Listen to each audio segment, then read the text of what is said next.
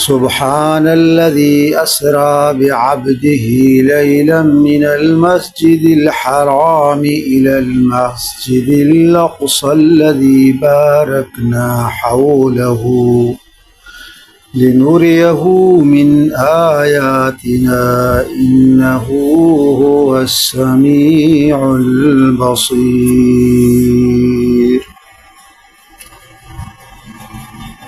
بیت المقدس اور فلسطین کی فضیلت۔ والتین والزیتون وطور سینین وهذا البلد الامین، قسم ہے انجیر اور زیتون کی، قسم ہے انجیر اور زیتون کا اور طور سینا کا، اس امن والے شہر کا۔ حضرت قتادہ فرماتے ہیں زیتون اس پہاڑ کو کہا جاتا ہے جہاں بیت المقدس واقع ہے۔ ایک حدیث شریف میں ہے لا تشد الرحال الا الى ثلاثة مساجد، مسجد الحرام و مسجد الاقصی و مسجدی هذا، رواہ البخاری۔ کسی بھی مسجد کی طرف سفر نہ کیا جائے سوائے مسجد حرام، مسجد اقصی اور میری اس مسجد یعنی مسجد نبی زاد اللہ شرف۔ ایک اور حدیث مبارک میں حضور پر نور صلی اللہ علیہ وسلم نے فرمایا کہ مسجد حرام میں ایک نماز کا ثواب 1,00,000 نماز کے برابر ہے، اور مسجد نبی میں ایک نماز کا ثواب 50,000 نمازوں کے برابر ہے، اور مسجد اقصی میں ایک نماز کا ثواب 50,000 نمازوں کے برابر ہے۔ رواہ ابن ماجہ۔ طبرانی میں ہے کہ شام کے لوگ اور ان کی بیویاں اور ان کے بچے سب اللہ کے راستے میں ہیں۔ مسند احمد کی روایت میں ہے کہ سچا اور کامیاب فرقہ شام میں رہتا ہے، بالخصوص بیت المقدس میں اور اس کے اطراف میں۔ امام الانبیاء نے حضرت میمونہ کو فرمایا کہ آپ بیت المقدس کے چراغوں کے لیے تیل بھیجا کرو، جس نے اس طرح کیا گویا کہ وہاں پہنچ گیا۔ بیت المقدس مسلمانوں کا قبلہ اول ہے۔ تاجدار مدینہ صلی اللہ علیہ وسلم نے جب ہجرت کر کے مدینہ پہنچے تو 16 ماہ تک بیت المقدس کی طرف منہ کر کے نماز پڑھی، اور معراج کی رات آپ صلی اللہ علیہ وسلم نے تمام انبیاء اور رسول کو نماز بھی بیت المقدس میں پڑھائی۔ اس لیے تمام مسلمان القدس کے تقدس کے لیے اپنے خون کے آخری قطرے کو بہانے کے لیے تیار رہتے ہیں۔ ایک روایت میں ہے حضور انور صلی اللہ علیہ وسلم نے شام کے متعلق دعا فرمائی اللہم بارک لنا فی شامنا اللہم بارک لنا فی یمننا، ترجمہ اے اللہ ہمارے شام میں برکت نازل فرما، اے اللہ ہمارے یمن میں برکت نازل فرما۔ حضرت علی رضی اللہ عنہ حضور صلی اللہ علیہ وسلم سے روایت کرتے ہیں کہ شام میں 40 ابدال رہتے ہیں، جب ایک فوت ہو جاتا ہے تو اس کی جگہ اللہ تعالیٰ دوسرے کو مقرر فرماتے ہیں۔ ان کے صدقے شام والوں پر بارشیں ہوتی ہیں اور جنگوں میں کامیاب ہوتے ہیں اور عذاب سے بچے ہوئے ہیں۔ آپ صلی اللہ علیہ وسلم نے فرمایا طوبیٰ للشام، شام والوں کے لیے خیر و برکت۔ صحابہ کرام نے عرض کیا اے اللہ کے رسول کس لیے؟ فرمایا کہ فرشتے شام پر اپنے پر بچھائے بیٹھے ہیں۔ اس وقت شام ملک 4 چھوٹے چھوٹے ملکوں میں تقسیم شدہ ہے، ایک شام، دوسرا فلسطین، تیسرا لبنان، چوتھا اردن۔ عالمی سامراج امریکہ، برطانیہ اور فرانس نے اپنے مفادات کے مد نظر شام کو 4 ملکوں میں تقسیم کیا۔ اس طرح سرزمین عرب کو 7 ملکوں میں تقسیم کیا گیا۔ عراق کے چھوٹے خوشا ریاست کویت کو عراق سے جدا کر کے مستقل ملک بنایا گیا، اور اس میں اپنے وفادار قومی غدار مقرر کیے تاکہ عرب کی معدنی دولت کو آسانی سے لوٹی جا سکے۔ قرآن حدیث میں جہاں کہیں شام کی فضیلت ہے، اس سے یہ 4 ملک مراد ہیں۔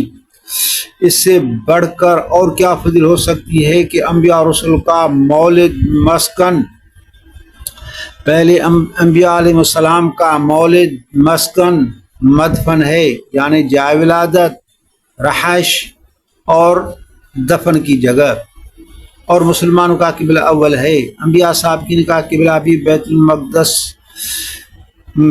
تھا، انبیاء صابقین کا قبلہ بھی بیت المقدس وہاں ہے۔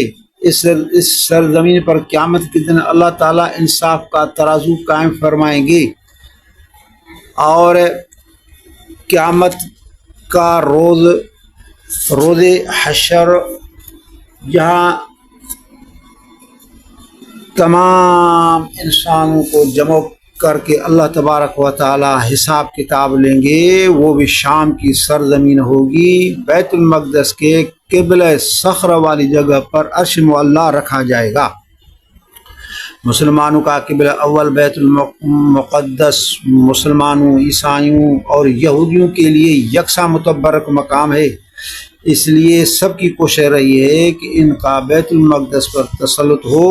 اس لیے آپس میں بڑی بڑی جنگیں ہوتی گئی ہیں، اور ان جنگوں میں تقریباً 1 کروڑ لوگ ہلاک ہو چکے ہیں۔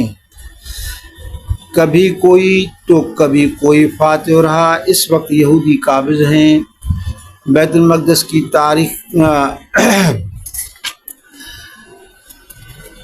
محل وقوع فلسطین کا محل وقوع اس طرح ہے: مشرق میں عراق، شمال میں شام، مغرب میں بحیر روم اور مصر، جنوب میں اردن۔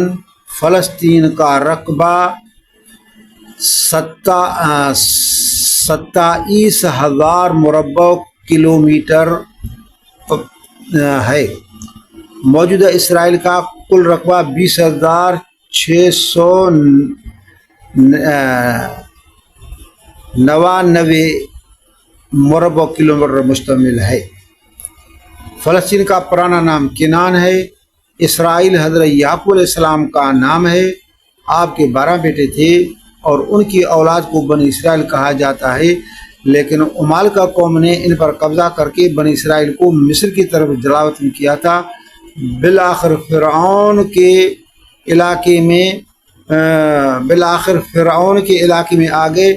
پھر حضرت موسیٰ علیہ السلام نے ان کو فرعون کی غلامی سے نجات دلوائی۔ فلسطین کو دوبارہ فتح کرنے سے پہلے ہی حضرت موسیٰ علیہ السلام وفات فرما گئے، اور اس کے بعد حضرت یوشع علیہ السلام نبی ہوئے، اور اس نے عمالقہ قوم سے جہاد کر کے فلسطین کا اکثر حصہ فتح کر لیا۔ بالآخر حضرت شموئیل علیہ السلام نبی بنے۔ انہوں نے اللہ کے حکم سے طالوت کو بادشاہ مقرر کیا۔ اس کے لشکر میں داؤد علیہ السلام بھی تھے۔ قرآن کہتا ہے وَقَتَلَ داؤد جالوت، یعنی داؤد علیہ السلام نے جالوت بادشاہ کو قتل کیا۔ طالوت کے بعد داؤد علیہ السلام بادشاہ مقرر ہوئے۔ انبیاء علیہ السلام کو بادشاہی کی ابتدا 1004 قبل مسیح تا 963 تک، اس کے بعد 974 قبل مسیح میں حضرت سلیمان علیہ السلام بادشاہ ہوئے، جس نے حکومت کو مزید مضبوط کیا اور اللہ تعالیٰ کے حکم سے بیت المقدس کو تعمیر کیا، اور سلطنت کا نام یہودا رکھا۔ حضرت سلیمان علیہ السلام کی وفات کے بعد اس کا بیٹا رحجان تخت نشین ہوئے۔ اس کی نااہلی کی وجہ سے دینی فضا ختم ہو گئی اور سیاسی استحکام کو بھی نقصان پہنچا۔ اس لیے حضرت سلیمان علیہ السلام کا سابق خادم یریعام نے بغاوت کی اور ایک علیحدہ ریاست اسرائیل کے نام سے قائم کی، جس کا دارالحکومت سامرا تھا۔ جنوب میں یہ سلطنت یہودا تھی، جس کا دارالحکومت یروشلم تھا۔ ان دونوں ملکوں کی آپس میں سیاسی مذہبی اختلافات کی ایک بڑی فہرست تھی، جو بخت نصر عراقی بادشاہ کے حملے تک رہی۔ اور دونوں ملکوں میں بت پرستی کا رواج بھی ہو چکا تھا، اس لیے کئی انبیاء علیہ السلام بھیجے گئے۔ بابل کے بادشاہ بخت نصر نے ان پر کئی حملے کیے، بالآخر زوردار حملے میں بیت المقدس کو شہید کر کے یروشلم کو تباہ و برباد کیا۔ بیت المقدس کی شہادت سن 586 قبل مسیح میں ایک زبردست حملے میں بیت المقدس کو شہید کیا اور یروشلم کو تباہ و برباد کر کے یہودیوں کا قتل عام کیا، اور 70,000 یہودیوں کو گرفتار کر کے بابل عراق لائے۔ ایران کے بادشاہ خسرو نے بابل کو فتح کیا اور یہودیوں کو آزاد کیا اور بیت المقدس کو دوبارہ تعمیر کرنے کی اجازت دی۔ 515 قبل مسیح میں بیت المقدس دوبارہ تعمیر ہوا، البتہ دوبارہ سلطنت حاصل نہ ہو سکی۔ مختلف بادشاہوں کے ماتحت زندگی گزارتے رہے۔ 332 قبل مسیح میں سکندر اعظم کی حکومت قائم ہوئی۔ یہودیوں کا قتل عام۔ بخت نصر بادشاہ کے قتل عام کے بعد شام کے سوریہ بادشاہ نے 168 قبل مسیح میں یہودیوں کا قتل عام کیا اور تورات کے تمام نسخے جلا دیے۔ اس وقت یہودا نے مقابی فلسطین کے ایک بڑے علاقے پر قبضہ کیا اور اسوری حکمرانوں کو مار بھگایا۔ مقابئین کی اس چھوٹی سلطنت کے علاوہ یہودی قوم منتشر تھی اور فلسطین کے بقیہ پورے حصے پر رومی سلطنت قائم ہو گئی اور یروشلم سلطنت رومانیہ کی ایک ریاست بن گئی۔ یروشلم، فلسطین کا شہر یروشلم جس میں بیت المقدس اور مسجد اقصی ہیں، یہ دنیا کا قدیم ترین شہر ہے۔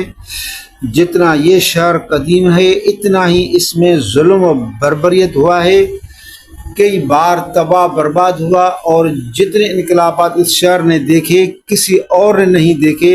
جس زمانے میں لوگ ایک جگہ سے دوسری جگہ معاش کے لیے ہجرت کرتے تھے، عرب کے آل سام کا قبیلہ کنانی یا فونیکی تھے، 250 قبل مسیح میں یہاں آ کر آباد ہوا۔ 4000 سال بعد اور بابل سے حضرت ابراہیم علیہ السلام آ کر آباد ہوئے۔ حضرت ابراہیم علیہ السلام نے ایک بیٹے حضرت اسماعیل علیہ السلام کو مکہ المکرم میں اور دوسرے بیٹے حضرت اسحاق علیہ السلام کو بیت المقدس یعنی یروشلم میں آباد کیا۔ فلسطین کا زیادہ تر علاقہ پہاڑی ہے، جس طرح جبال الخیل، جبال کرمل، جبال نابلس اور جبال الجلیل مشہور ہیں۔ القدس شہر یعنی یروشلم 21 مربع ہے۔ قدیم جغرافیہ میں ملک شام کو فلسطین کہا جاتا تھا۔